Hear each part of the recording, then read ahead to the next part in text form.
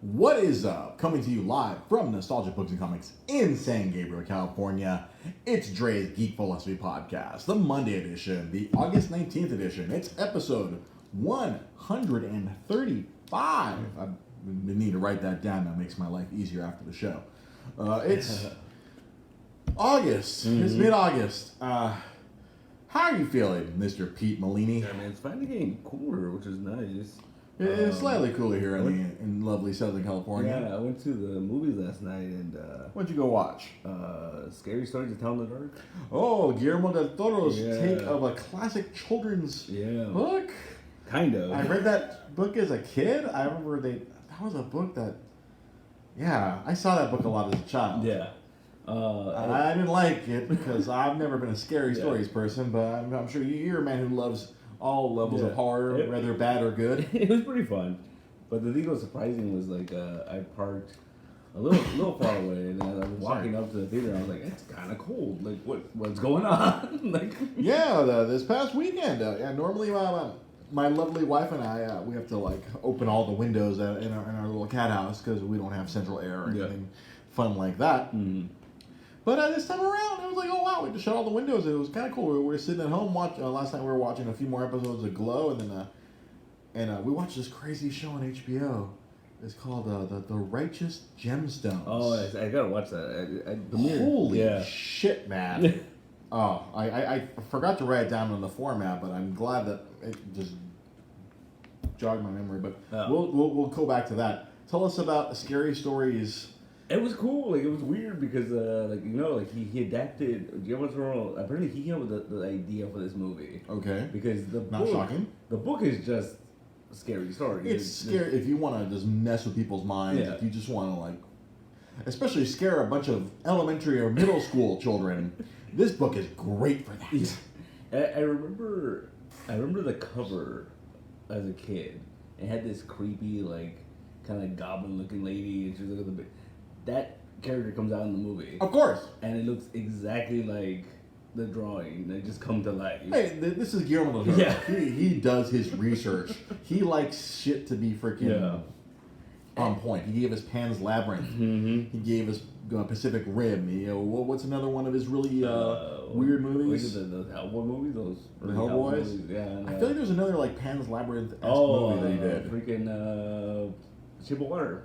The Shape of Water. Yeah, that's right. Where he got his Best Director Oscar, Best Picture Oscar, and all that stuff. Yeah, man, he really loves to just mess with people's minds. Yeah, it was cool. It was like this cool little period piece in the 60s, 69, and it was right in the middle of the Vietnam War, and Nixon's about to get elected, and fun. Yeah, so there was a lot of that, which was kind of cool, and then. But I didn't know what this was going into it. I was like, how did they adapt this into a movie? I thought it was gonna be a weird creep show, right? Little anthologies, right? But no, it was he came with this whole idea that there was this haunted book and this ghost kills you by writing a story about you, and then it happens. And it was pretty interesting. Were they kind of adapting some of the stuff from some of the original stories that? What was it? Scary Stories Sunday, and there was more Scary Stories, and I forgot what they called it. Or was it Even More? Was the third one? I'm sure they had. I don't think they had the most creative titles, but the stuff on you weren't there for the title. You were there for the stuff that was on the inside. Yeah.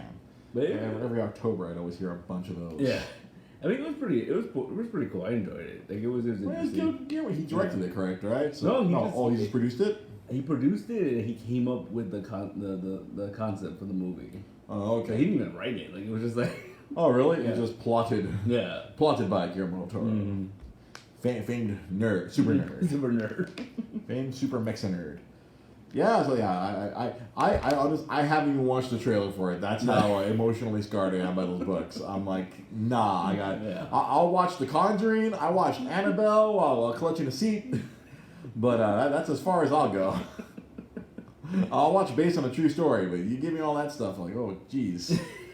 Oh, no, thank you. Well, yeah. So, but you're a horror fan, so you enjoyed the movie. It was good. It was fun. It was fun. It was a fun ride, as we always get. It's funny because I guess it came out a couple weeks ago. And, oh, really? People were saying it wasn't doing well, but The theater was packed last night. So I'm sure. I would like to think it's made back its budget. Yeah. Unless he really went all out with the VFX budget, I can't imagine it's. No, it wasn't that VFX heavy. I mean, there was some moments you're like, oh. That's clearly VFX. But they went a lot of practical stuff. I love practical stuff over the crazy VFX. And then it wasn't anyone like really well known in the movie. I think the biggest guy was what's his name? Was it Dean Norris? The freaking Hank from Breaking Bad. Yeah, he was like one of the kids' dad. Like, and he was the only guy I knew. Damn it, Marie! They're minerals. Yeah, they're not rocks. Like he was the biggest name in that movie.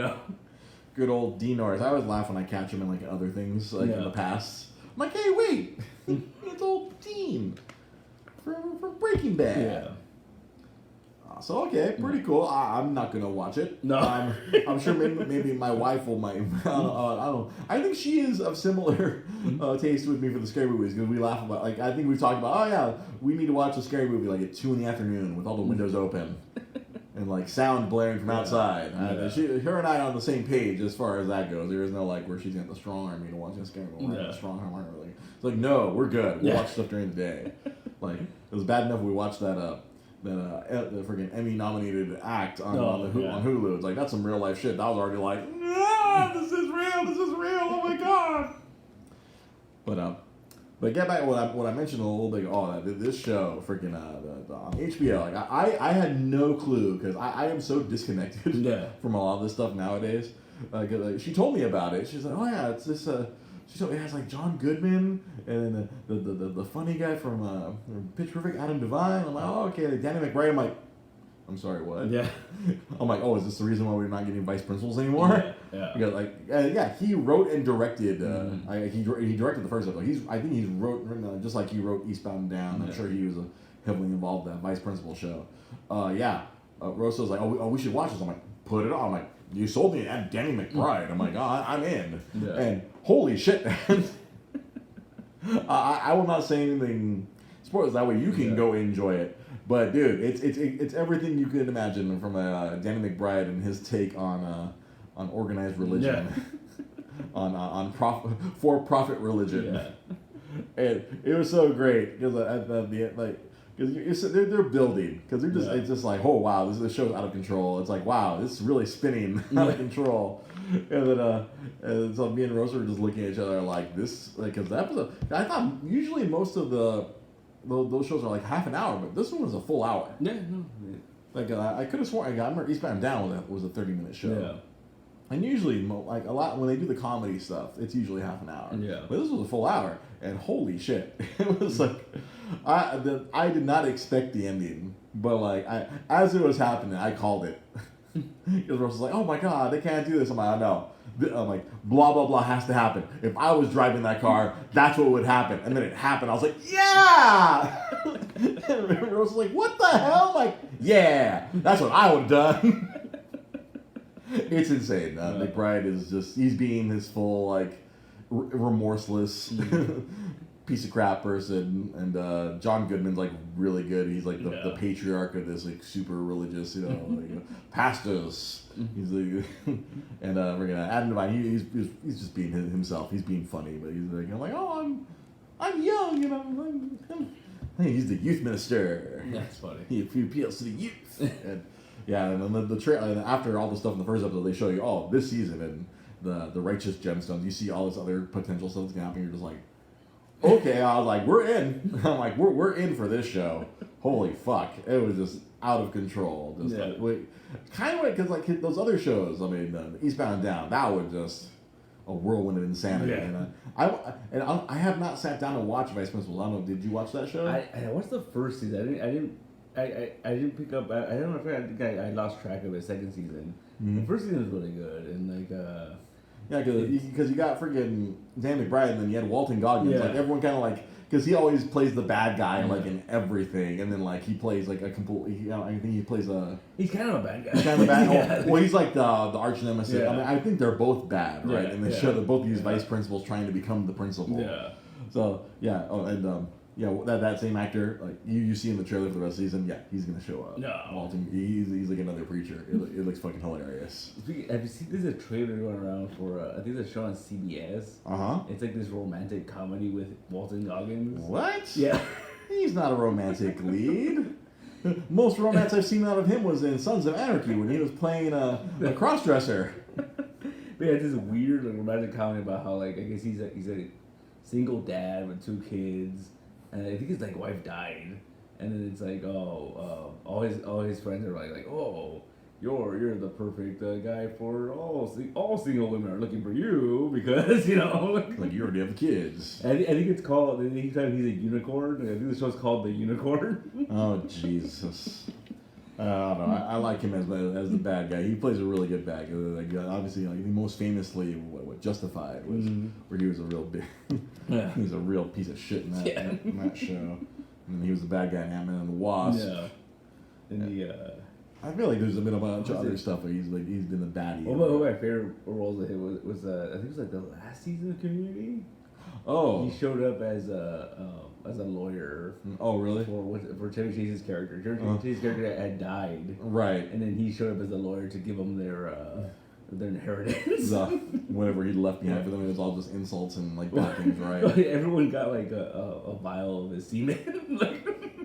like for everyone. I passively remember that. And it was really funny because he had specific reasons why, and at the end there's like an after credits where they asked the lawyer like well wait, how did he die? And he's like, oh, he died of dehydration filling all those vials of semen.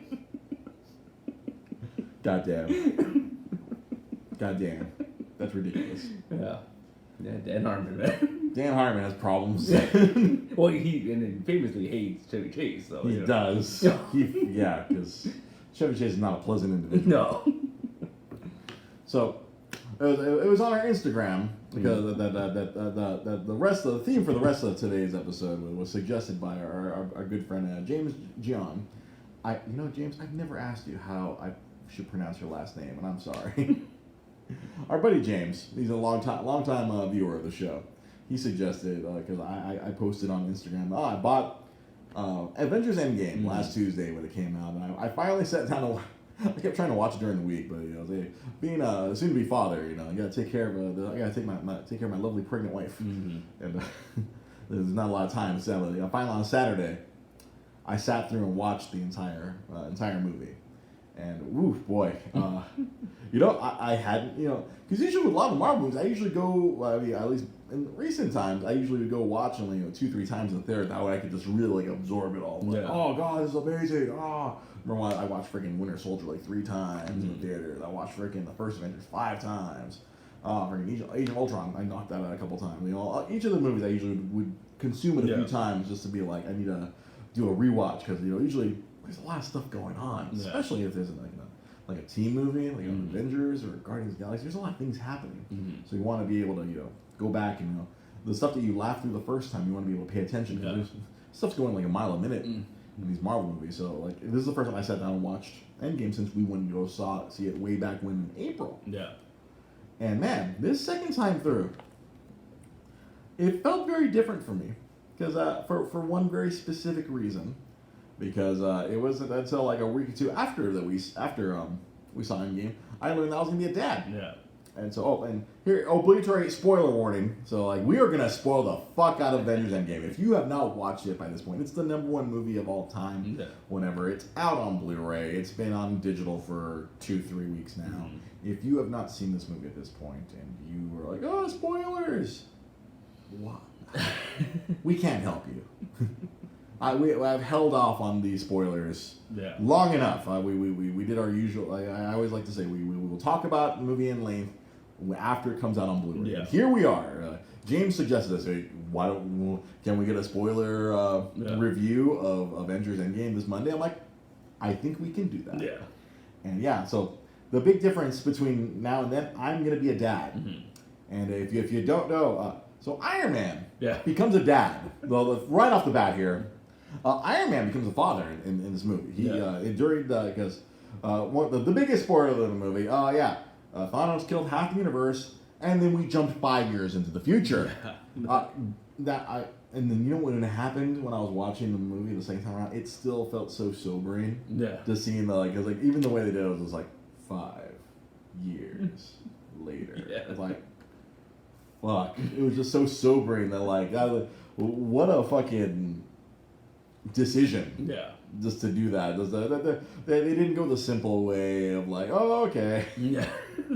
We got to go fight them and take the gems from them and then bring everyone back and have a big struggle. No, they went the long way around. Mm-hmm. Holy fuck.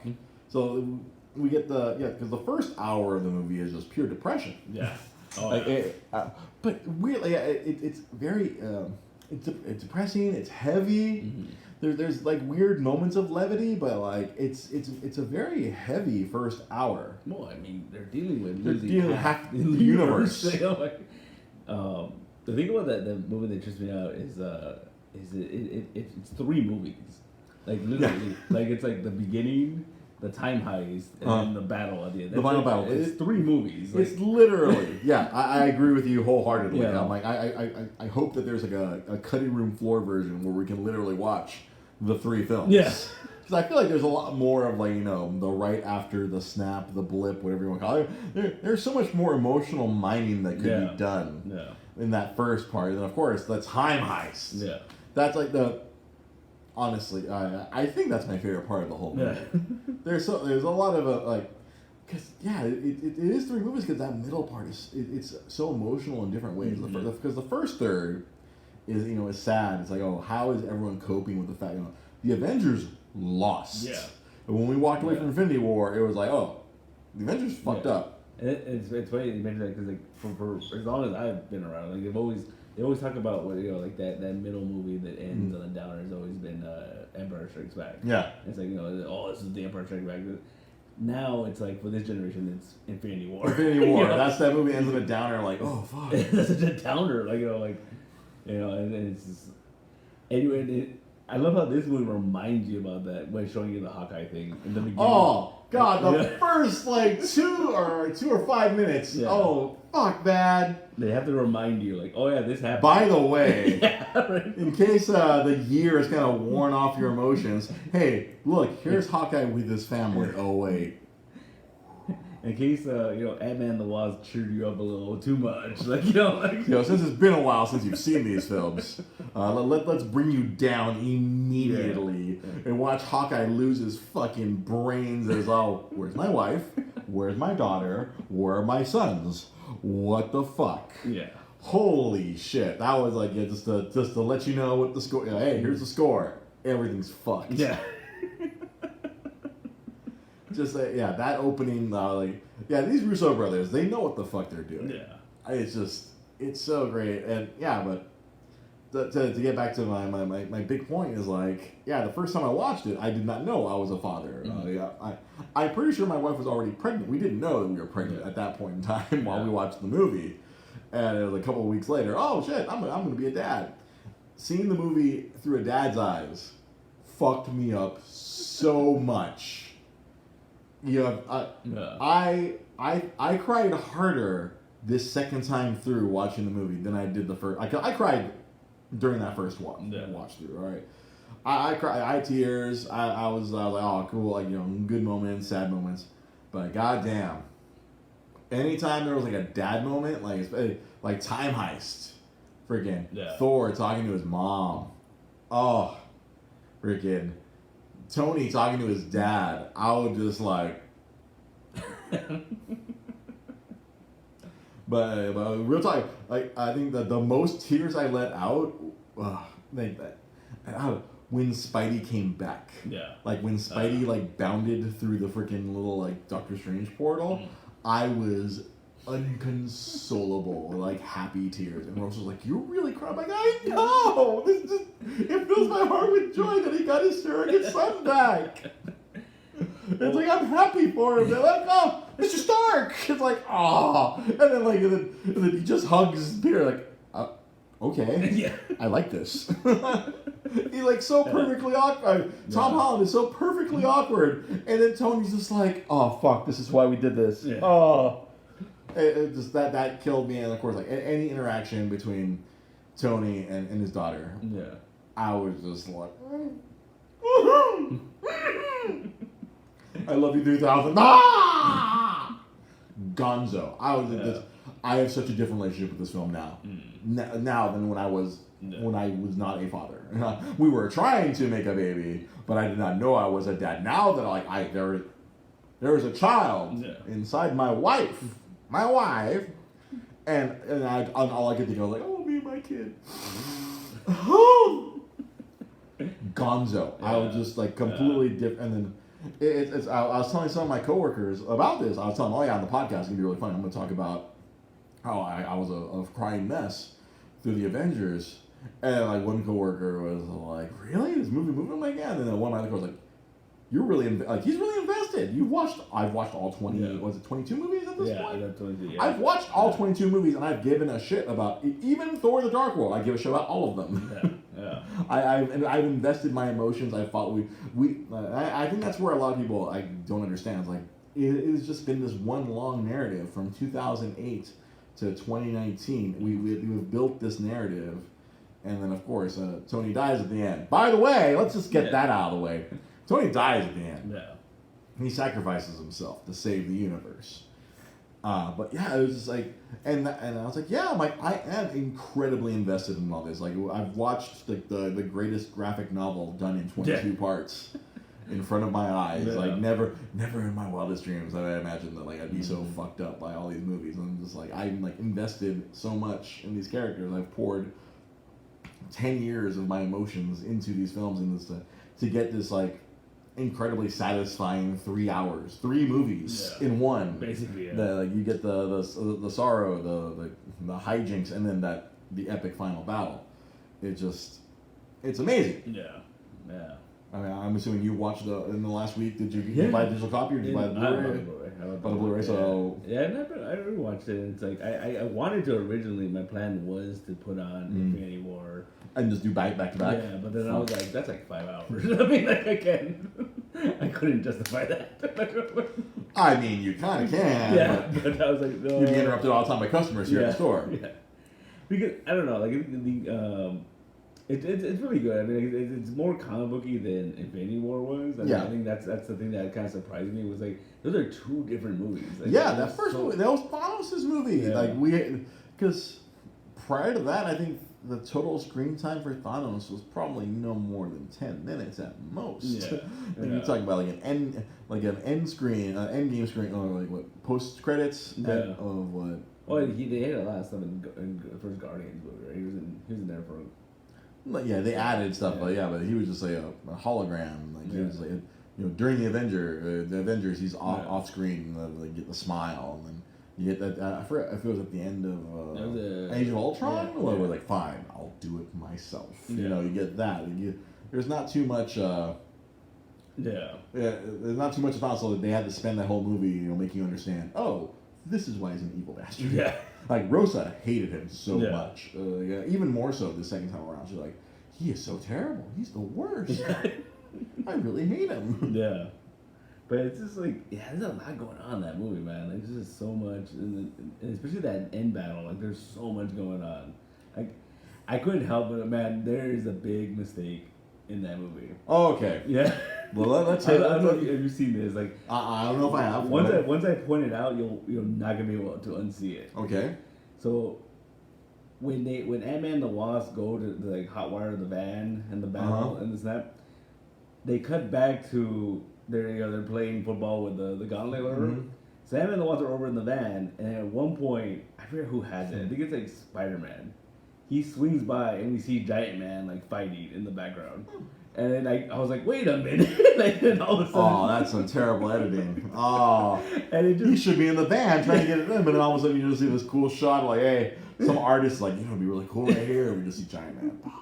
And I was just like, it stuck out, and I was like, no. And I literally took it back, and I was like, oh, wow, someone slept on that. Like, whoops.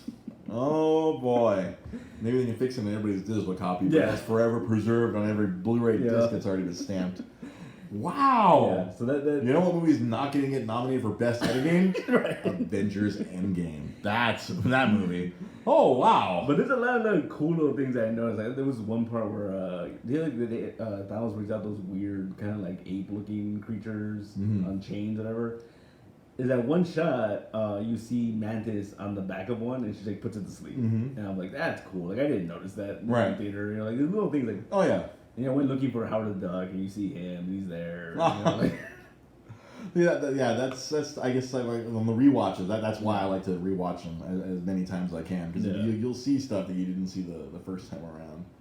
But man, see, like something that I didn't see the first time around. I saw someone point it out on Twitter, but I didn't notice it when we saw the movie. It's like when Thor opens up the beer, he uses the hammer. He uses the hammer. He's like, Bop! Yeah. I was like, oh, I didn't catch that first time around. Yeah.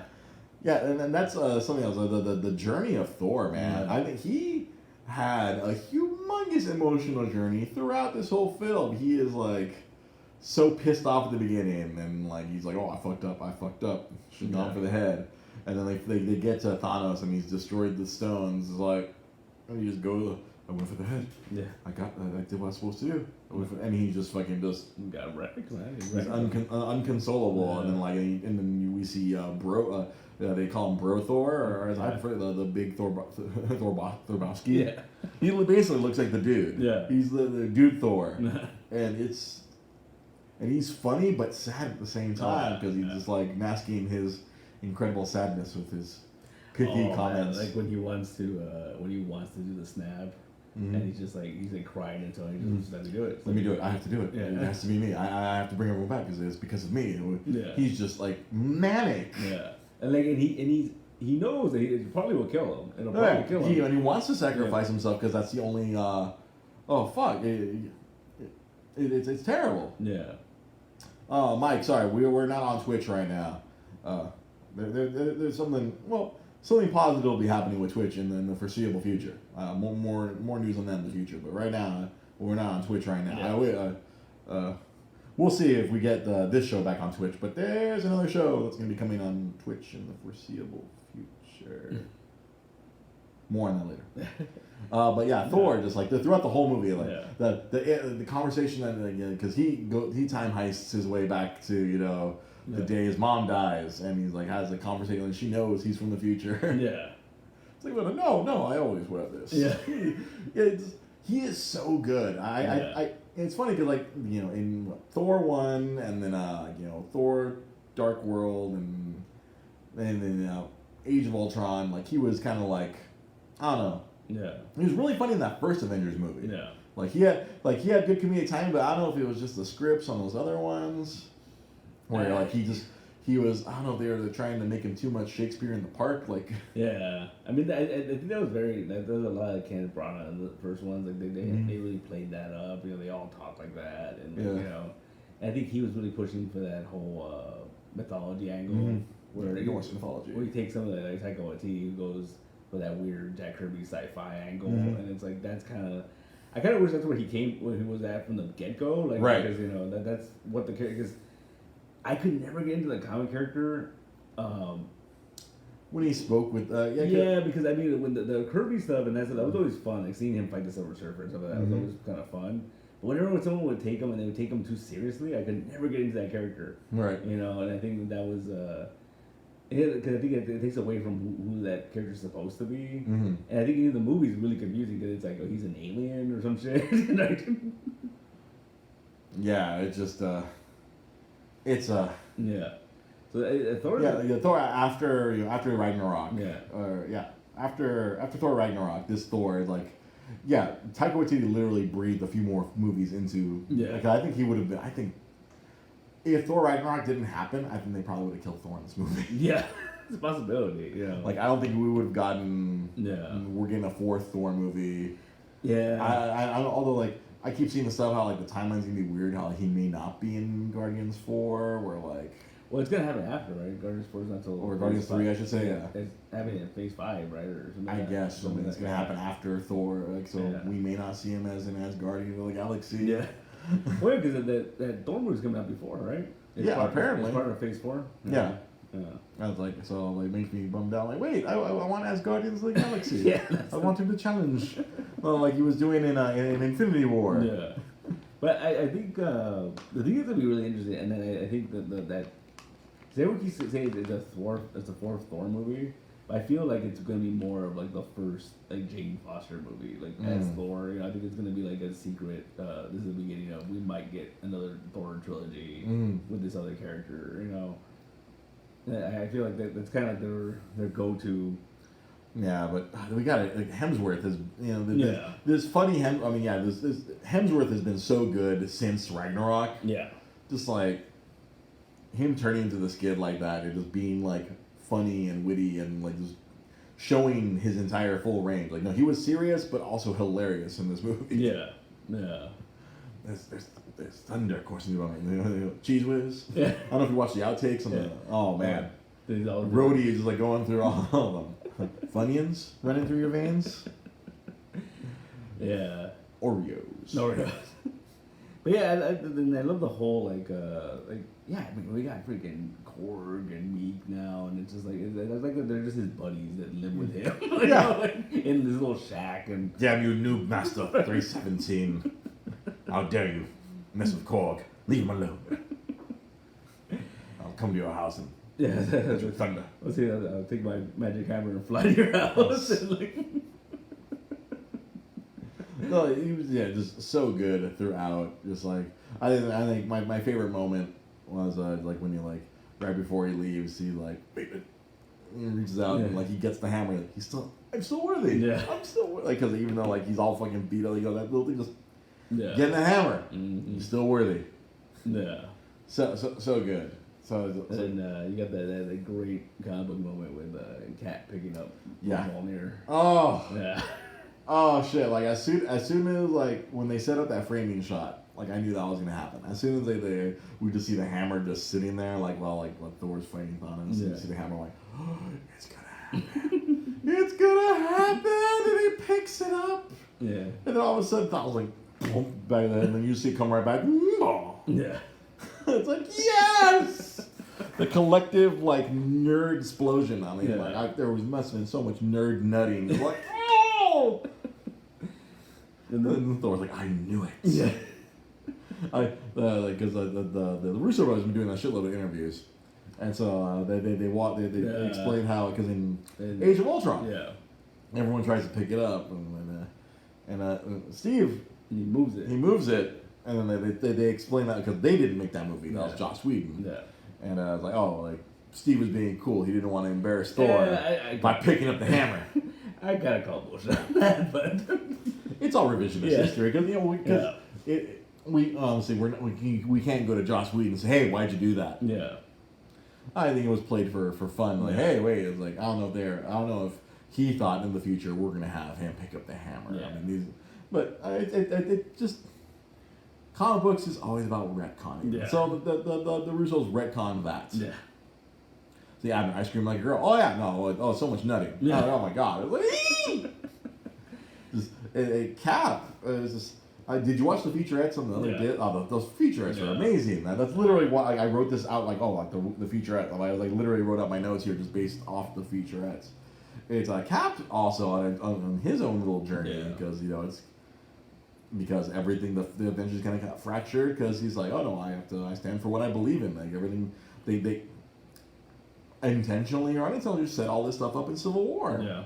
No. It's like the Russos' little featurette about them working on freaking Winter Soldier and then Civil War, and it's during Civil War that Marvel decided, all right, you guys are doing the two Infinity Gauntlet movies. Yeah. And it's like, oh shit, they had to like jump right in. Like they literally went straight from Civil War to shooting Infinity War. Because I remember seeing like little videos of like, it wasn't that long after Civil War, they were already shooting some of the battle scenes. They shot that shit like a long time ago. Yeah. And it was just, it was crazy to see it. And I didn't realize that those two screenwriters also wrote the first Cap. Yeah. So they've been on board like from... They've been writing Cap's story the entire way. Yeah. Like other than in the Avengers movies. Yeah, other than those Avengers movies, they've been kind of had their hands on Cap's story, and that was freaking Cap's journey from like from then to now, and his little choice to like, hey, fuck time travel. Yeah. Yeah.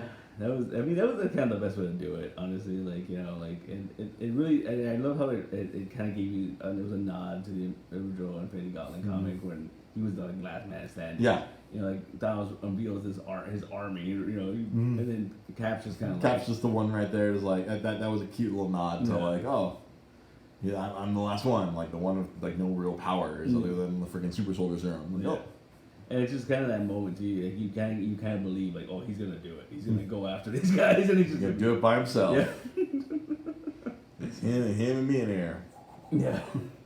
And it's just, you know, and there's that cool. I think there's a lot of cool little nods, a lot of cool little details. I think there's one part where I think at the beginning of the fight with Thor and Thanos are fighting, he's trying to stab him with the axe, and Thanos is holding it back. And he freaking calls Mjolnir over, and he weighs it down, and I was like, "Dude, that's awesome!" Like I didn't notice that. Yeah, there's so many there's such subtle stuff. Yeah. Like I'm trying to honestly, I can't even put together whatever like all the little things I noticed the second time through. I was like, oh, cool. But I didn't write it down, but Hulk. Yeah. Hulk was just freaking because they kept saying like I guess freaking between Ragnarok, Infinity War, and in this movie, that was gonna kind of be the arc of Mark Ruffalo's Hulk, and it's they did some stuff with him. Yeah, he was Smart Hulk. He's Smart Hulk, yeah. Which apparently a lot of people don't like. There's a lot of people that don't like Smart Hulk. I fucking loved it. Right. It lets Mark Ruffalo still be funny while being the Hulk. Yeah. I guess people are like, yeah. Stairs. Which, yeah, that part, like, when going back to the Battle of New York and seeing all that other stuff was pretty hilarious. Yeah, it's very Back to the Future part 2. Yeah. But yeah, Smart Hulk, I thought, I just thought that was just all great. Just because it's because Ruffalo's freaking hilarious. Yeah. His Bruce Banner is just too much, but as the Hulk, he's killing me. He's taking the photos of the kids at the diner. Say Hulk, and he's like totally. It's just weird. Like he somewhere in those 5 years, he's embraced being the Hulk. Yeah, he's like, oh, you know what? I figured it out. I'm trying to get rid of it. This is who I am. Yeah, just the Hulk now. He's just funny. Like freaking Ant-Man, his taco gets fucked up, and he like hands him 2 more tacos. Here you go. It's like daintily hands him 2 more tacos. Like his giant hands. And I love that. My favorite shot though is him and Rocket in the back of the truck. Like when they're going to New Asgard, like that's my favorite shot. It's such a good, like I felt like I was watching a Wes Anderson movie during that scene. Yeah, right. Like that whole scene of just in the truck. Like when did this turn to a Wes Anderson flick? Yeah. So like everything with him, he's just like so funny. Like he's explaining time travel, or even like he's having the argument with freaking what's her face. I don't even remember the ancient one. Oh yeah. And he's, and he like seeing himself as Crazy Hulk, and he's like, I'm sorry, guys. Yeah. Sorry, I was an asshole. He's pretending to be like,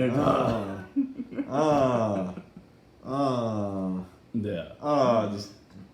It's like kind of gratuitous, but all right. So good, and then like he does the big sacrifice where like he freaking when they go on the time heist, they gather the Infinity Stones from the past. And then they unsnap everything. Like he got fucked up. Yeah. And the Russo said that they left that damage as permanent. Of course, someone else can come in and because they're like, hey, we don't. Just like in a comic book, another writer can come in and just give him a new arm. Yeah, that's probably gonna happen. He's probably gonna get some kind of like there'll be some sort of arm or some shit, right? Like arm or like some magical elixir. Yeah. Or like this is anti-Infinity Stone elixir. You know, it's like didn't comics in the 60s and 70s do campy shit like that? Here, drink this elixir. Oh, okay, everything's fine now. Yeah. Like, Superman, here, drink this elixir. Now there's a red Superman and a blue Superman. Yeah. Blue Superman's really nice. Red Superman's an asshole. I'm sure they'll MacGuffin their way out of, because you saw, like, after the movie, like Hulk, his arm, he's in a sling. Yeah. It's not as strong. He's like, when he was fighting the battle, he was, like, fighting one arm. Yeah. He's fighting with the off arm, not with the good arm. He's holding up the compound, one arm though. One arm. He's like, oh fuck. Yeah. And then we give Brody like this awesome armor at the end, and I was like, "What is this? Where did this come from?" With no explanation, because like his normal armor got crushed during the I can't breathe. Yeah. Like, oh no, he has to eject out, and then it was Rocket who couldn't breathe. Yeah. And like, and his legs suddenly his leg things didn't work. Yeah. All of a sudden, there's like this really cool freaking Iron Patriot fucking Nimrod armor. It's freaking insane. Yeah. Oh, yeah. I feel like. I'm afraid they're gonna release like some extended version of the two movies. So like later on to cash in like with all the stuff that they were forced to cut out. I mean, I think they'll do it, but I think it would be really cool as if like they could literally do a Disney Plus like miniseries where it's like 5 parts and you do it's the Infinity Saga, just everything they cut out. No, not even that. Just be like you show like okay. This is what Cap was doing during those 5 years. This is what so and so doing. You could literally do that, and like I think that would be a huge thing, you know. Yeah, like that could be something that would be beneficial to the old Disney Plus. Yeah. The blip. The blip. Oh, maybe that's a Sony term. Yeah. Well, yeah, it's true. That's right. That was the Spider-Man thing, right? Yeah, they call the snap in the Infinity War and Endgame, and then they apparently because they wrote that script I guess before, or really? It was something because before it was called a snap. Apparently that's why they called it the blip. Oh, speaking of real random thing, but I read this recently. So did you ever watch Fantastic Four: Rise of the Silver Surfer? No. Okay, so on purpose, I have never watched that movie. Well, see, you're gonna find this amusing though. So apparently, I was reading this article. So Andre Braugher's in that movie. Right. He plays like some weird general or some shit, right? And not Talbot. Yeah, and he's kind of an asshole and that, right? So I read an article where the director of both those Silver Surfer movies said that Andre Braugher was supposed to be Nick Fury. Really? In that Fantastic Four movie. Uh-huh. And Marvel Studios was like, no. Like, we can't have Captain Holt be Nick Fury. Yeah, right. And they're like, we already have Samuel L. Jackson. Yeah, well, apparently, I guess... Because I'm trying to remember, was that movie before? I think it was, like, right before. I think it was right before. And because even the... Because, like, 2005 was, like, freaking Fantastic Four. Yeah, it might have been, like, 2 years after. It might have been 07, huh? Yeah. That summer before when they did that Rise of the Shitty Surfer. And the whole thing, too, was that... Because even then, like, the Samuel Jackson thing was, like, super last minute. Like, that was added... like months before the premiere or some shit like that, right? Oh, really? So, I'm like, all right, we'll pull the trigger on this Avengers thing. And so, things look good. We'll do this Avengers thing. And so I was reading this article about how, like, I guess the director thought that they could use Nick Fury, and there was like a whole back and forth. And apparently Marvel was gonna allow it, but they wanted Fox to pay more because they didn't own the rights to that character. And so like they were just kind of like Fox was like, nah, we don't want to pay more. Captain Holt. Yeah, he could have been Nick Fury. Andre Braugher. Oh, I don't know how I'd feel about Captain Holt being Nick Fury. We already have this pretty ideal Sam Jackson Nick Fury because he had already been because that whole Ultimates thing that had already been happening for a long time. Yeah. What year was that? That was like 2000. Yeah. When they did the Ultimates. Yeah. Oh, okay. Abner asks. That's a question from Far From Home right there. Far From Home spoiler warning since we're not near the spoiler warning for Far From Home. Yes, Nick Fury is technically a Skrull, but that's because it's his best friend from. If you watch Captain Marvel, that's his best friend Talos. And Cheddar is Maria Hill. Who is this? This isn't Cheddar. Who is this bitch?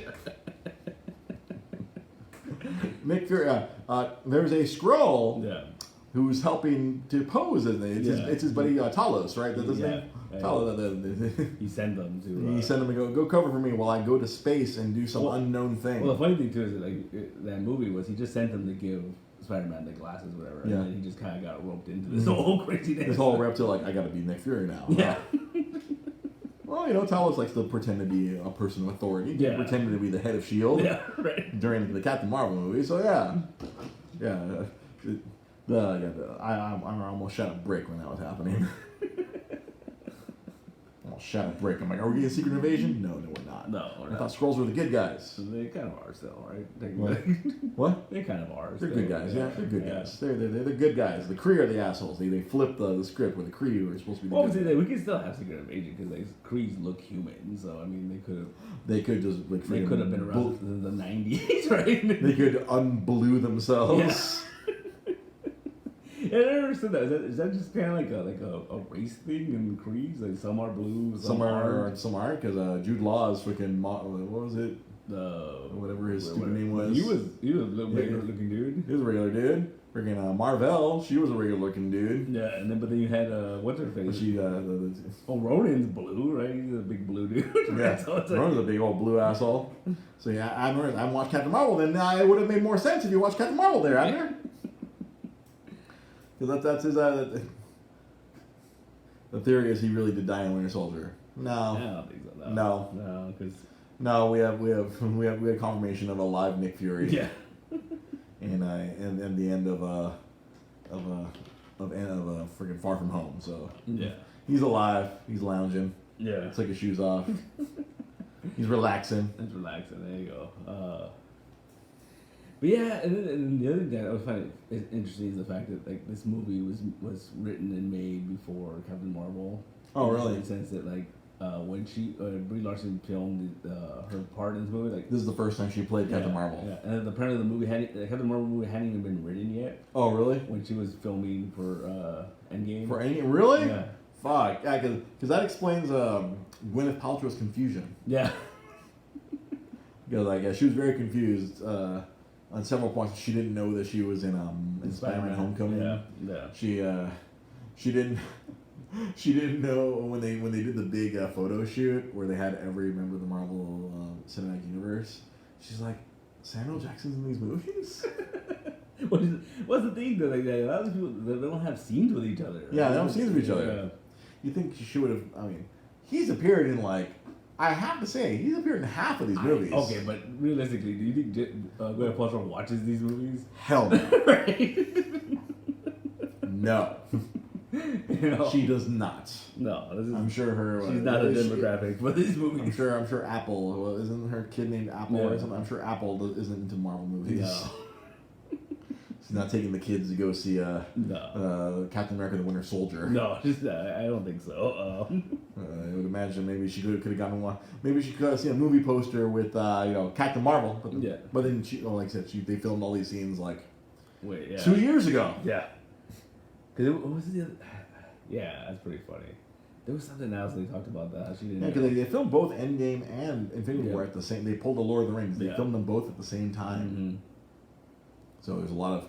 I feel really bad for the script supervisor. Yeah. All right, we're shooting an Endgame scene right now, and go. Yeah. And like, that whole thing about Tom Holland was upset about how I guess when they were filming the final battle, like he took a picture with Gwyneth Paltrow and Robert Downey Jr. And she posted it saying like, oh, here with Robert Downey Jr. and she tagged him and she wrote and this guy. And so people were like, does she not know who he is? She has no idea who Tom Holland is. Never watched freaking Homecoming, even though she was in it. She was in it. Doesn't remember being in it. But and in Homecoming she did not have a scene with him because he left when she came through the room. Yeah, so it's like she could have been making a whole other Iron Man movie. She knew, Maybe that's all she thought. I mean, she thought they were doing Iron Man 4 or whatever. But, technically, we already got Iron Man 4. Yeah. Civil War. Civil War was Iron Man 4, and this was Iron Man 5. Yeah. One of my favorite little moments of this movie was like when Tony Stark, they kind of give him the formula for time travel, and he's trying to figure it out. Yeah. And he's like, shit, and then his daughter's right there. Shit. Like such a parent moment. Yeah. It's like, oh no, you can't use that word. Daddy uses that word. Yeah. You can't use that word. Ice cream. Oh, blackmail. It is. Yeah. I love the fact that too that they cap it off with him doing. He literally thought like, oh, we're probably gonna die doing this time travel thing, so I better record this. Record this little quick video. Yeah. Letting you know. All right, here we go. Let's do it. And then a spoiler from Far From Home. Even dead, I'm the hero. Yeah. Yeah, like it just it makes you think too. Like probably like post like the first Avengers movie, he probably did that before every mission. You know what I mean? Like it's just kind of like because he thought he was gonna die in Avengers. When, when he went through space, that wormhole and everything. Mm-hmm. So yeah, Daniel. Oh, okay. You know what? I have to give credit Daniel Wong. That's she consciously uncoupled from the MCU. Yeah, because her and one of their husbands, were consciously uncoupled or something. Right? That's so ridiculous. So needless. Oh my god. Ridiculous. But I mean, I guess they're well. I would say they can say that they're done with her, but they probably are. They might do some more roadie shit. They might do more. I wouldn't be surprised if we get a War Machine show or like War Machine and Morgan. Well, did you ever see? Or Rescue and War Machine. Did you ever hear like there was a plan to do a War Machine movie? Oh really? Following up Iron Man 3. And it sounded kind of interesting. But then, like, I don't know how it would fit in the bigger storyline. It was basically Black Hawk Down. Like he was it was Rhodey trapped behind enemy lines. His suit was done for, and he had to, So it's basically Iron Man 3 again. Yeah. Shane Black is not proud of that movie. He is not proud of that, even though I enjoyed that movie very much. Yeah. I think a lot. I forgot someone told me it's like, what's the point of watching Iron Man movies, not Iron Man? I'm like, because he's more than just a suit. Yeah, that's the whole point. That's the whole point of the movie. The whole point. He's more than just a guy in a suit. Yeah. He can go to a local hardware store and infiltrate a fucking compound. Yeah.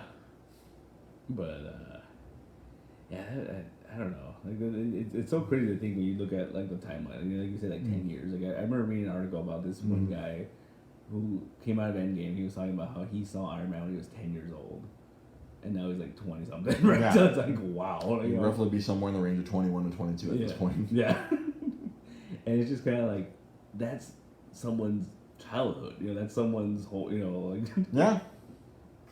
Yeah, in some ways, this is gonna shape a lot of nerds. Yeah. Much like just three Star Wars movies back in the late 70s and early 80s could affect an entire generation of kids. Yeah.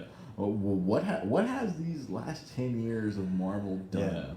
Yeah. Because we had Marvel movies before then, but I don't think they were as I don't think they had as much of an impact as these last 10 years have had on popular culture. I think that the big difference has always been I think that's always why I always feel like the Spider-Man movies don't work up until now. Mm-hmm. Well, I mean, the Sam Raimi made them work, but the idea that really bugged me was that movies prior to the MCU is we're seeing this movie about this character, and this is the only superhero in this world. Yeah, and I always bothered me subconsciously. Yeah. I never liked that. Because it was always oh really? I guess. Yeah, I'm the only one. Yeah, there's nothing else special about this planet. Yeah.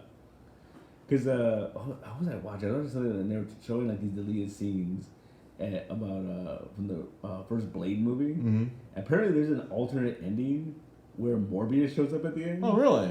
And the reason why there ended up being an alternate ending was because was it Sony or I don't know if it was Fox? I think Fox was those movies. They were like, "Oh, we don't own Morbius. We can't use Morbius."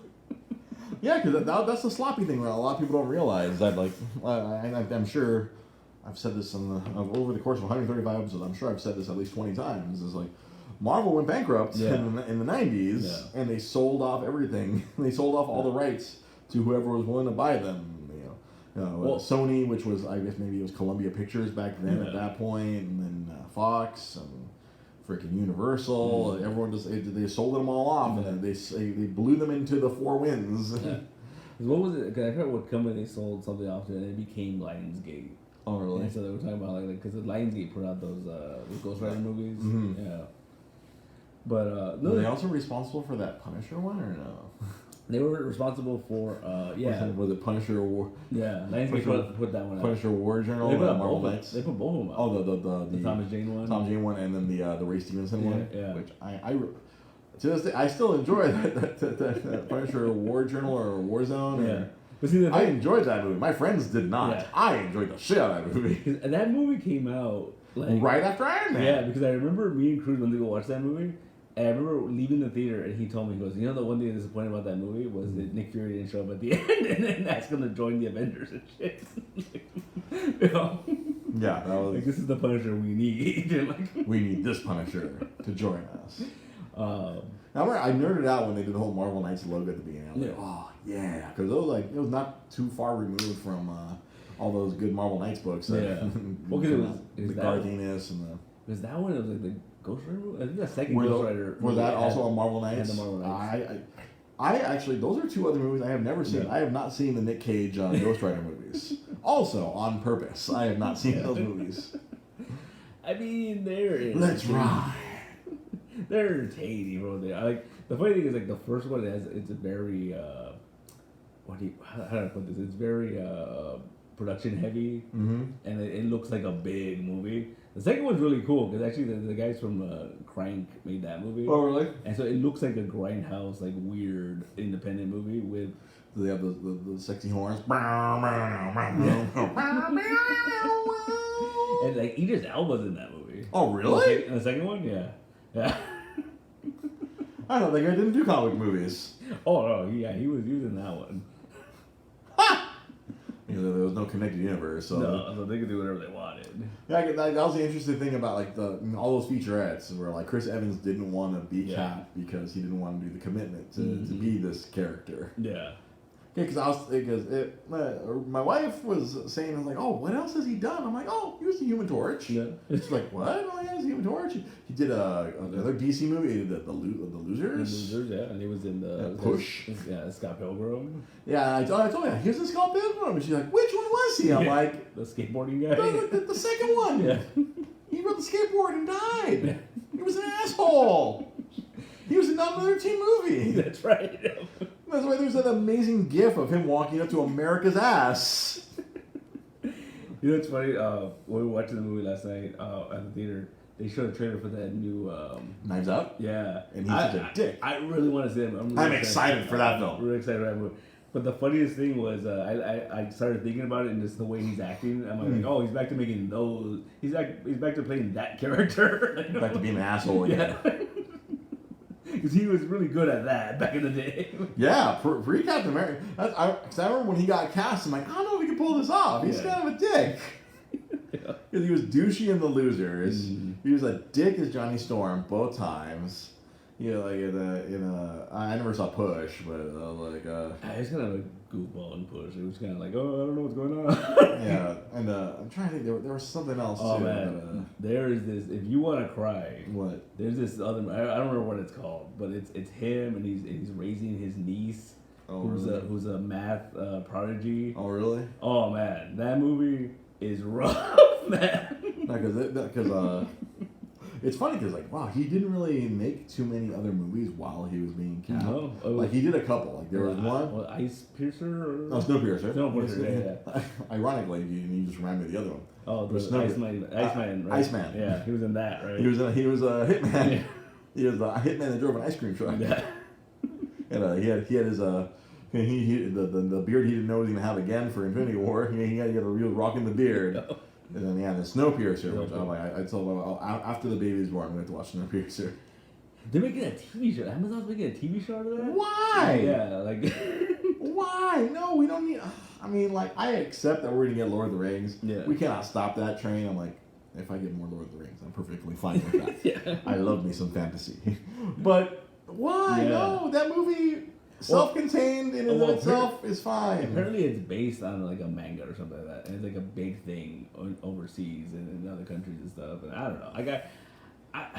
I watched it. I was like, okay, this is cool, but yeah, I thought it was fine for what it was for like one individual movie. I'm like, what the fuck? Yeah, it's like that weird what's it called? Artsy freaking sci-fi movies too. It's like, you know, like yeah, it's true. Like he didn't really do too much while he was Captain America. Nah.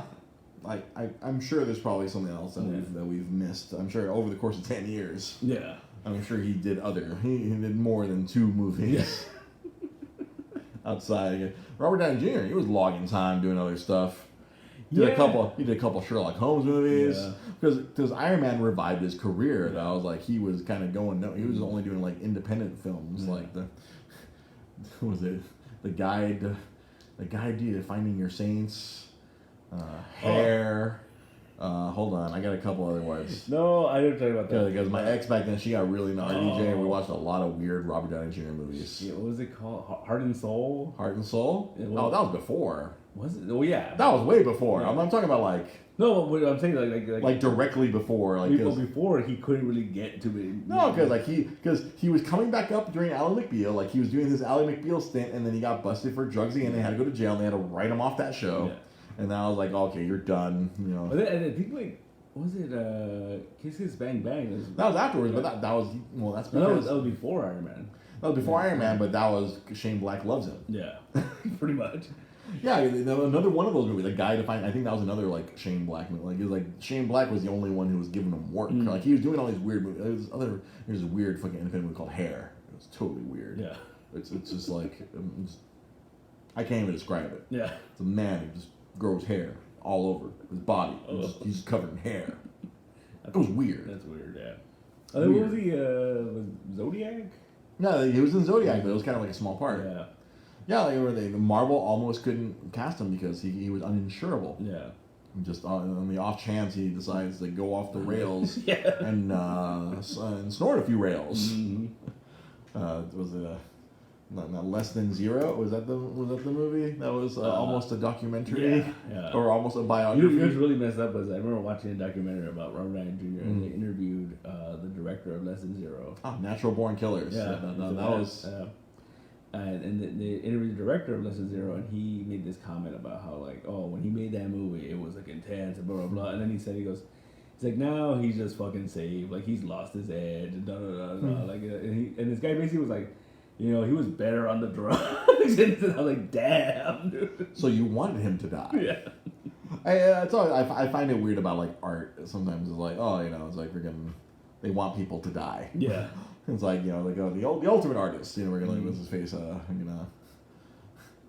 Freaking God, Joker. Oh, Heath Ledger. Heath Ledger. Yeah. It's like, oh, such an artist that drove him mad. Drove him mad, yeah. Like it's weird how like some people are like, oh, the more broken a person, the better artist they are. Well, and that's the thing too. Like DC, like Warner Bros. They don't learn from their mistakes of like don't hire a method actor to play the Joker. Like they keep going that route. They just stop. I mean, because even Jared Leto's a method actor, right? Yeah. He got all into it, and now we got freaking Joaquin Phoenix, and you know what? I am like 50% excited, 50% scared of that fucking Joker movie coming out. Like I feel like I'm gonna watch that movie. I'm gonna have fucking nightmares. Yeah, it looks pretty intense, man. You're gonna have fucking what's his face in it, Robert De Niro in it. Who knows what the fuck he's gonna do in that movie? Yeah. Holy fuck. Yeah, it's gonna be a rough one. Oh my, the guy who brought us freaking the Hangover trilogy and Due Date is bringing us the Joker. The Joker. Yeah, someone said like I guess the script got leaked, and then someone said like oh they're doing something in this movie that's never been done in a superhero a comic book movie, and it's like, what does that mean? Like what, playing it straight? Yeah, I know, right? There's no superpowers. Yeah. Is this gonna be crazy ass Joker with no Batman? No Batman, which I don't know. Stuff like that never makes sense to me, but we'll see. Like, yeah, you know, it's funny because this Joker movie, I feel like it's gonna end up being kind of like the pre-MC movies, where it's just gonna be a world without superheroes. Yeah. It's just gonna be this, you know. Yeah. He's gonna go insane and he's gonna like murder a bunch of people and he'll be kind of like a weird anti-hero, I'm afraid, and like. Unless they do something really weird and it's like, oh, this is the guy that inspires the future Joker or some bullshit like that, you know, like. And then they go full comic book and just have 3 Jokers. Yeah, 2 Jokers. Let's just have 3 Jokers. Might multiple Jokers. Might as well. We'll crush the multiverse. I mean, I'm pretty sure we're getting a new Joker in whatever the other Matt Reeves Batman movie or whatever. I'm sure we're gonna get a Joker in that eventually. It's gonna be some actor that we don't want. Yeah, who's gonna be amazing at the end. Right? It's gonna be awesome. It's like Paul Giamatti is the Joker. Like, see me, I was gonna go like completely opposite. I was gonna do the dude from Game of Thrones guy, Pedro Pascal. Oh, there you go. Like I'm like, I think that's very Frank Miller Joker. Like, you know, the way he used to draw with a little mustache and the whole like. Yeah, you get that dude from he was in freaking I'm trying to give you a better point of reference. Well, he's in the Mandalorian, right? He's the Mandalorian. Yeah. He was in the second Kingsman movie. Yeah. He was playing a cowboy. Right? He's a cowboy. Playing a cowboy. Wee-ah! Like, you have this beautiful Spaniard man playing the whitest of white men. Damn you, Hollywood. I don't want to get call out racism here, but come on, man. Well, the sexy Spaniard on Game of Thrones. He was ambiguous. He was fucking women, fucking dudes. He didn't care. He didn't care. Love is love. Sex is sex. Who cares what hole it is? But then, yeah. Then he shows up in Mandalorian. I think I'm like in my brain. I'm like I'm no casting agent. I think he'd be cool, a cool ass Joker. But what do I know? You know, always said that if they would have done a Joker movie back in the '90s. Oh, okay. Ooh. Steve Buscemi. Dude. That would be. Oof. Like imagine like Reservoir Dogs era Steve Buscemi. Like that is so perfect. Right. Oh shit! Like that would have been a creepy ass Joker. Oh my god, Mr. Pink was Joker. Fuck, dude. I still think he could do it now, but I don't know if they'll ever do it. But I think Willem Dafoe would be a good Joker. Yeah, I think he was wasted as a Norman Osborn. Because man, he was. That's the thing I don't. I mean, if I have any big issue with those Sam Raimi movies, I know a lot of people still hold Spider-Man 2 like near and dear to their hearts. Yeah. But man, those were like so cheesy. Well, I think that's what he was going for. I think he was trying to make a comic movie, like where like as opposed to like like I think a lot of times. Especially that era, it was either like, oh, let's go into the Scavenger skin and do the source material, or let's make it cool and make like it X-Men. Yeah, X-Men. That was kind of like your Venn diagram, like X-Men on one end, super serious, all leather, blah blah blah, and then the other end like, wee, yeah, I'm Spider-Man. Look at me, I'm Toby. It's funny. Like we found this YouTube page. It's called Toby in the MCU, and then someone has edited footage of it's hilarious. I mean, there's short little clips, but I bet it's like perfectly awkward. Yeah, but that led me into this rabbit hole of watching these weird featurettes of those Sam Raimi Spider-Man movies, and apparently nobody liked Tobey Maguire on the set of the first Spider-Man movie. Oh, really? Where what's his face? The guy who plays Flash Thompson. Joe Manganiello. Yeah. He came out in an interview said that. When he had that fight scene with him, that someone from the crew offered him $100 to punch Tobey Maguire in the face. And he was like, I guess it was really early in his career, he was like, I can't do that, that'll ruin the movie. And so they had to do reshoots on that fight, and that same crew member came up to him and said, we took up a collection.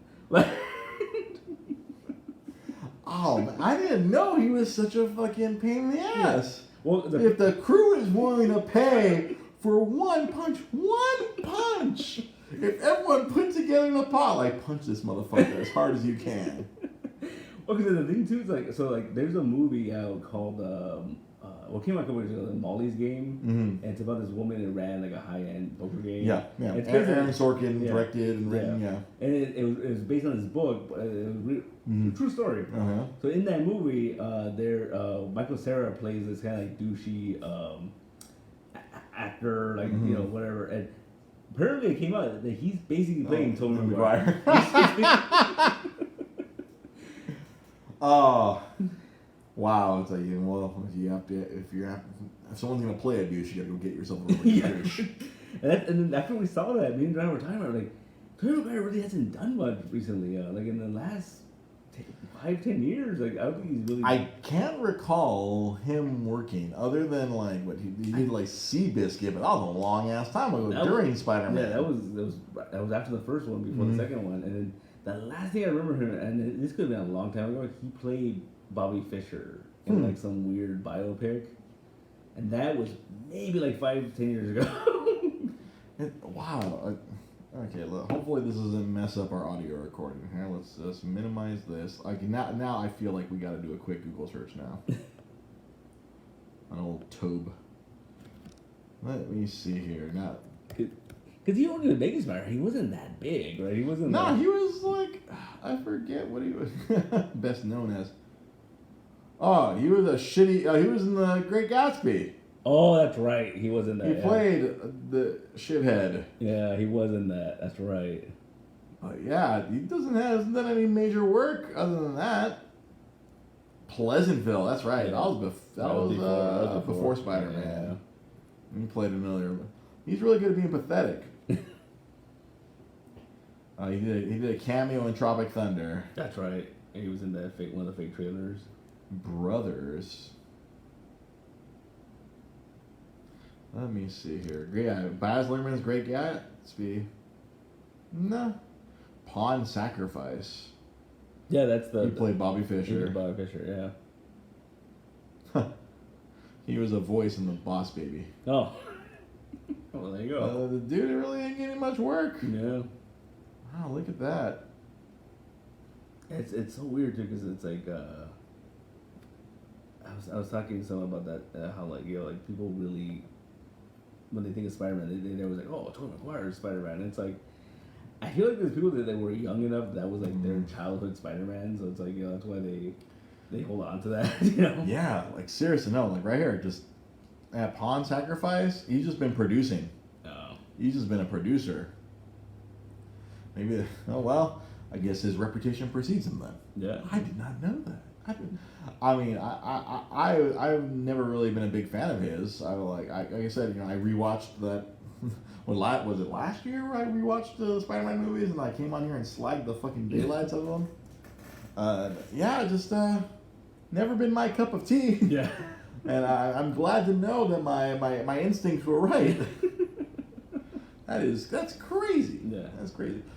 I know we're like way over here, our usual hour here, but I have to say Black Widow because I would be remiss in not mentioning Black Widow because one of my coworkers was like, "Oh, like that was sad. They just killed her for nothing." I'm like, "No, this is like a whole arc for her. Yeah. She had this gigantic arc."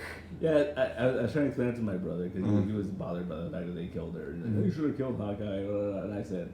And I'm like, no, see, yeah, it explained, like, go back to the first Avengers movie. Mm-hmm. And she talked about how no matter what she did, she couldn't undo all the bad stuff she did. Right. So she sacrificed herself to bring half the universe back.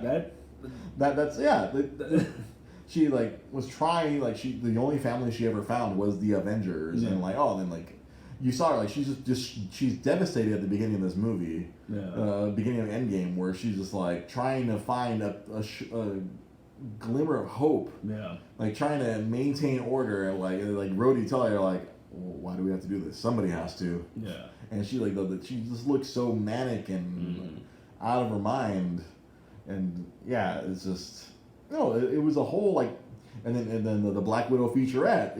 She's kind of like this an assassin who came to America, joined S.H.I.E.L.D., and then like you just see her build like. The relationship that was abandoned with Hulk and her, and and then just the arc, and I guess the Russo brothers and the screenwriters arc from Civil War to now. It's like she was trying to put everything back together. Yeah. And and then it was her sacrifice. Like she Hawkeye. If she succeeded, Hawkeye got his family back. Yeah. Yeah. That's all, And in her mind, like that was the goal. Like if she sacrificed herself, everyone else comes back. That's why she couldn't let freaking Hawkeye kill himself. Yeah, because he can't. And it makes sense. Like the story logic, it makes sense. The only thing that kind of sucked about the whole thing was the fact that you have that big moment with all the women, and she's not able to be there. And she was like the first one. She was the one that held that up for years because. Before, after Black Widow appeared, like it took a while for us to get another female superhero. Yeah. Like was it really not till like Guardians with Gamora? I think so. Yeah, I think that was our second and third with Gamora and Nebula. Yeah. Our strong females. Yeah. So and then when I rewatched that scene where like they did the girl power scene. I was just like, haha, eat shit, frickin' stupid incels, all the people who get mad at that shit. Yeah. Like, you know what? No, it's like... I don't get it. I don't get why people get so mad. Yeah. It's like, no, it's like they half the world is female, yo. Yeah. To quote the poet Tupac, we wouldn't be here without females. Yeah. No, and they even show in some countries, like, they outnumber males, and like, it's just, I don't understand why... people get upset about stuff like that. People get mad, like, oh, this is a guy movie. There shouldn't be girls. Yeah. Oh, and like when Captain Marvel blew up the fucking ship, I was like, yeah, fuck you, incels. Yeah. I was like, yeah. Yeah. I'm like, a bunch of insecure fucking homeboys just started crying right now because Captain Marvel's too strong. I mean, that's always been the I always hear that argument, like, well, we shouldn't even do anything. I'm like, dude, you blew up the ship. Like, oh, she like, my favorite subtle thing is the guns stop firing down, they start firing out. Yeah. They're like, oh fuck, something's coming. You know what's funny? Like I remember the first time watching that movie, when the gun started shooting outward, my first thought was like, oh, Thousand's being an asshole. He's like attacking some random city to like throw them off or something. Like I was like, what the fuck is going on? And I was like, is that Captain Marvel? Boom! Sanctuary 4. Oh, when he headbutts her, and she just kind of like, whatever. Whatever, motherfucker. I'm Cosmic too, bitch. Yeah. Yeah, I forgot who got really butthurt. Oh, I thought I was freaking Phyllis gave her one with the power stone. Like, yeah, you have the stone that's unlimited fucking power. Yeah. That's what it took for him to fucking get off me, bitch. Yeah, right. And then I feel like something that I was like kind of like maybe not hated as much. Like Scarlet Witch almost killed Thanos. Yeah, yeah. If he didn't like rain fire, I'm gonna die, rain fire. I don't even know you. Oh God, I know you, bitch. Oh my God. That was pure fucking chaos magic rage. She was tearing his ass apart. Holy fuck. Yeah. But although that was such a cold line, he took everything from me. I don't even know you. Yeah. It's like what was it? My favorite line in the Street Fighter when Chun-Li's talking about like, oh, you invaded my home, and he's all like. He's like, oh, that's a memory that'll mark your life forever. For me, it's Tuesday or some bullshit. Like, it's a terrible line. Yeah, I was like, whoa. I remember the kid. It's cold as shit. That's cold. That's the day Pete learned. There's some cold motherfuckers out there. Yeah. If you don't want to be a cold motherfucker, make sure you follow us on social media. Follow me at Dre GP Podcast. You can follow Pete Malini at Nostalgic Comics. Some places, nostalgic_comics. Just search for Nostalgic Comics on the social media, and you will find Mr. Pete Malini. You actually you tweeted for the first time in a long time from the Nostalgic tweet. Did you see? I got a shout out from Diamond. Yeah, I saw that. That's why I was like, I saw that come up. I was like, what? Yeah. One of the customers here nominated you for a shout out from Diamond. From Diamond, yeah. And the customer took a photo of the store, and Diamond's like, all right. Shout out for Nostalgic Comics. Yeah, I was like, wow, that came out of nowhere, man. That help business at all? Who knows? But it's cool. It was cool. It was cool. Remember, you can always support the show. If you want to, share the video, like the video, do all kinds of fun stuff. Just help us promote the show. That's always welcome. If you want to help us financially, you could go to our Patreon, just like our awesome Patreon. Daniel Wong does every month. If you want to contribute to the show financially, just it's $1 a month. That's all it takes to become a patron, and that money goes towards helping out the show, helping us pay for our SoundCloud costs. It helps us out. And if you want to help a different way, we have a shop on our Facebook. If you go to Dre's Geek Philosophy homepage, there's a shop there where you can buy video games. If you see a game there. That you want, if there's a game there you don't see, and I can try to flag it down. I really should script this out a lot better than improv. I love improv. This is a show about improv. We improv an hour and 20 minutes, and I cannot improv this plug for my Facebook store. Go to shop. It's on Shopify. Dre's Geek Philosophy Podcast on Shopify, or you can just find it on our Facebook page. There could be something brewing. As Mike Kirksey was asking earlier, like there's something brewing on the Twitch horizon. There's something coming. I will give you guys more details as we get there, but there might be some content coming, possibly on a Monday through Friday basis. I might be streaming from work. Nice. Yeah, it's gonna be fun. We'll see. Once I get the all clear at work, we might have a short show Monday through Friday promoting video games. Nice, there you go. Doing some video game promotion. Hopefully you guys can buy some games. Buy some games. Buy some stuff. I might be setting up an Etsy store too. Oh. I was at the crafts place while Rosa was buying some stuff that she needed. I saw something like our good buddy Street Rebirth does with the Perlers. Oh, yeah. I found a set that teaches you how to do all the Super Mario characters. Oh, nice. There you go. So I got the little it showed me how to do it. And it comes with a little pegboard and all the patterns. Right. I'll be making some little Super Mario things, putting those up either on eBay or Etsy or whatever. Lots of streams of income if I'm going to be a father. Yeah.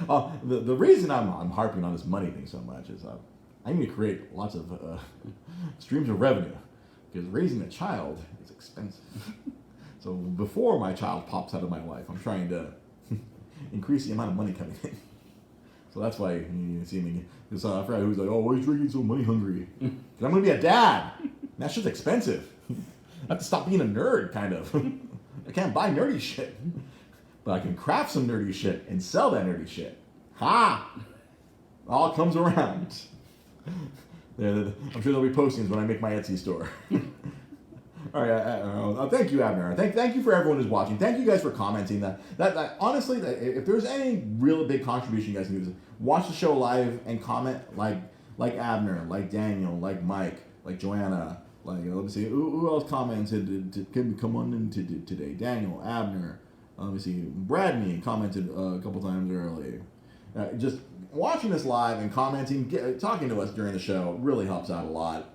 We appreciate all of you who take the time to watch us live every Monday.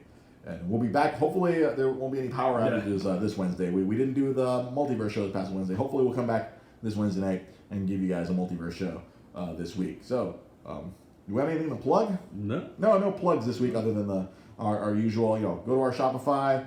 Go to our Patreon. We're also on that KOF Coffee. If you want to buy us a coffee, go to that shop, and then maybe if I start selling more of those things, I'll upgrade the coffee. I'll take commissions there. There you go. Art, little pegboard thingies. Hey, perler beads, whatever.